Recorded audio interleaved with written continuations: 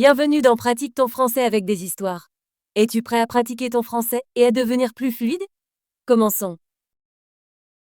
Il était une fois un homme qui avait une fille nommée maligne Elsie.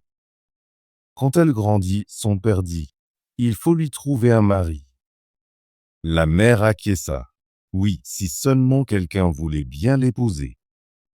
Finalement, un homme nommé en vint de loin et souhaita l'épouser, mais il insista sur le fait que maligne Elsie devait être vraiment maligne.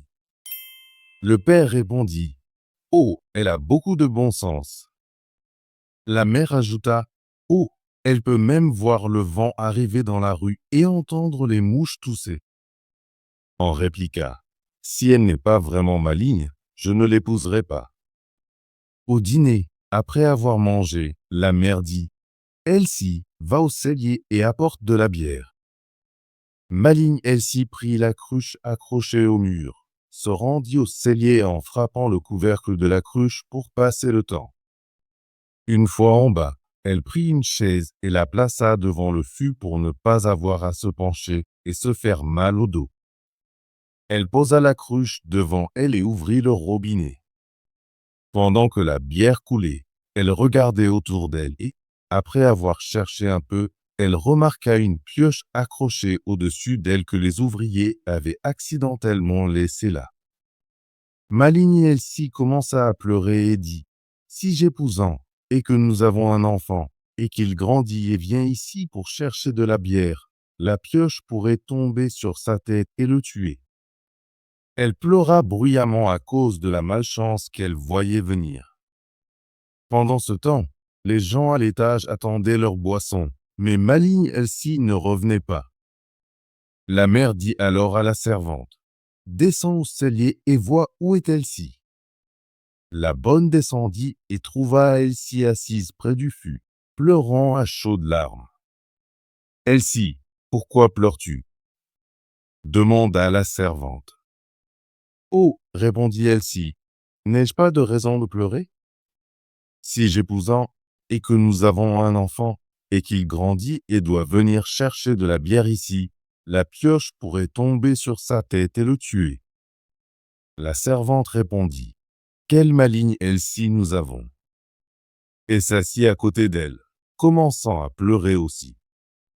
Après un moment, comme la servante ne revenait pas et que les gens à l'étage avaient toujours soif, le père dit au garçon : « Descends au cellier et vois où sont Elsie et la servante. » Le garçon descendit et trouva maligne Elsie et la servante en train de pleurer ensemble. Il demanda : « Pourquoi pleurez-vous ? » « Oh, dit Elsie, n'ai-je pas de raison de pleurer ? Si j'épousant et que nous avons un enfant, et qu'il grandit et doit venir chercher de la bière ici, la pioche pourrait tomber sur sa tête et le tuer. » Le garçon dit : « Quelle maligne Elsie nous avons !» et s'assit avec elle, commençant à pleurer aussi. En haut, ils attendaient le garçon, mais comme il ne revenait pas, le père dit à la mère : « Descends au cellier et vois où est Elsie. » La mère descendit et trouva les trois en train de pleurer. Elle demanda ce qui se passait, et Elsie expliqua que son futur enfant pourrait être tué par la pioche s'il venait chercher de la bière au moment où elle tomberait. La mère dit alors : « Quelle maligne Elsie nous avons !» et s'assit pour pleurer avec elle. Le père attendit un peu plus longtemps, mais lorsque sa femme ne revenait toujours pas et qu'il eut très soif, il dit : « Je dois descendre au cellier moi-même et voir où est Elsie. » Lorsqu'il arriva, il les trouva tous assis ensemble à pleurer. Il écouta leurs raisons et entendit que si Elsie avait un enfant, la pioche pourrait tomber sur lui et le tuer s'il allait chercher de la bière. Il s'écria : « Oh, quelle maligne Elsie !» et s'assit pour pleurer avec eux. On était restés seuls en haut pendant longtemps. Il pensa : « Ils doivent m'attendre là-bas. Je devrais aller voir ce qu'ils font. » Quand il descendit, il les vit tous les cinq assis là à pleurer à chaudes larmes. « Quel malheur est arrivé ? » demanda-t-il. « Oh, cher An, dit Elsie, si nous nous marions et avons un enfant, et qu'il grandit assez pour aller chercher à boire, la pioche pourrait tomber sur sa tête et le tuer.